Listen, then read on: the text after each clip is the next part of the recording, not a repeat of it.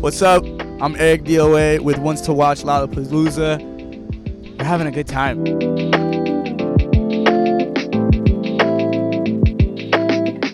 Who is ericdoa? ericdoa is a 19-year-old boy from Connecticut who makes music with his friends. Who's my dead or alive man? Kasumi. Come on. What are they talking about, bro? Her kicks are crazy. Like, her kicks are insane. Like, I've tried to learn, I tried to relearn combos that I knew when I was like a child a couple like weeks ago. I'm not as good as I was when I was a young lad. But yeah, no, love that game. Kasumi or Natane, for sure. A bat. Come on. What are they talking about? I love bats so much. I hate that people blame bats for COVID. That got me so upset. I was like, there's no way. I couldn't believe it. I didn't want to think that. That's not true. But yeah, I love bats so much. Without using genres, I would describe my music as all-inclusive. I think my music is for everybody, and I think every person has something. If you like, upbeat stuff, if you like sad stuff, if you like etc., you're gonna like. I think the word etc. actually just works for my music. ETC works for my music for sure. It's everything. How do we first link up, Liam? Discord. Yep.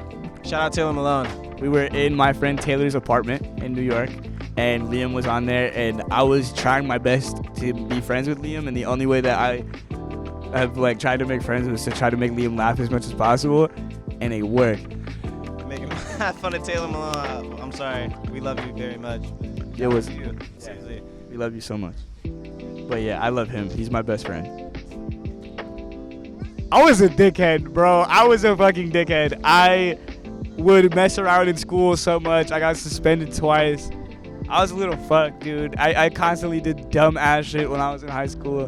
But I was low key, like, I think, like, towards, I don't know, I got more and more anxious, like, as the days went by. So I was just like, fuck, man. My sophomore year, I was like, dude, I'm going through psychosis. This is crazy. But yeah, dude, I was a dickhead. Yeah, I was a class clown for sure. But I chilled out at the end. So I think, yeah, low key. I would just like put my headphones in the whole day.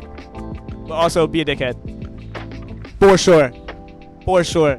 Prince Royce, Aventura, all them people, bro. Come on. Just listening to that growing up, it's just like you get a different type of groove. You learn about rhythm very fast. What's my favorite tattoo and why? This one right here. This one hurt like a bitch. Let's zoom in on this really quickly.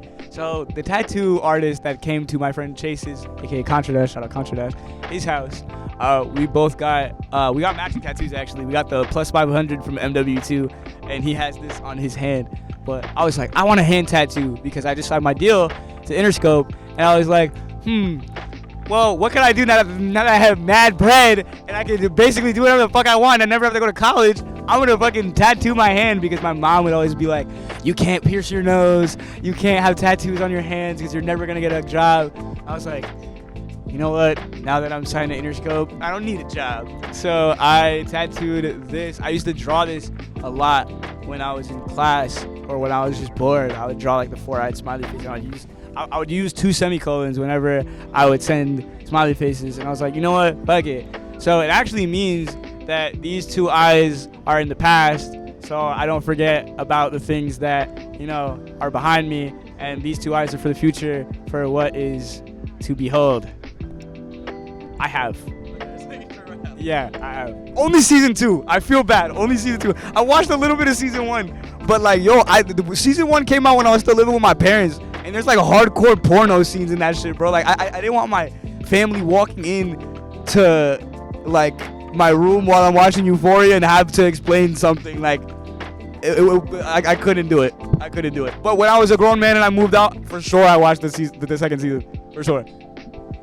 I'm Team Maddie, bro. I'm Team Maddie. I love her. She's a beautiful and amazing and is an amazing actor, and the character is just portrayed so well. She's just so good at what she does. I love her. Shout out to her. I loved it because I could hide behind the internet. But now I gotta go outside, Max, and I'm not rocking with that. I'm learning and adjusting to not being on Zoom and not being on Discord and not being on Twitter every day. But it's fire. I think once you learn to, it's like getting thrown in the deep end. Like, nobody got me prepared for doing giant shows or to be around a bunch of people, and I'm still terrified. But it's great, man. I think that all of this is just the best learning experience I've ever had. I think this is the best drowning in the deep end moment I've ever had. But I got my floaties, so we're good. What's next for ericdoa? We have so many things planned. New music. I want to be more interactive and stuff like that, because I feel like I'm not as interactive with my fans, my beautiful fans that I have. So I want to be more interactive for sure.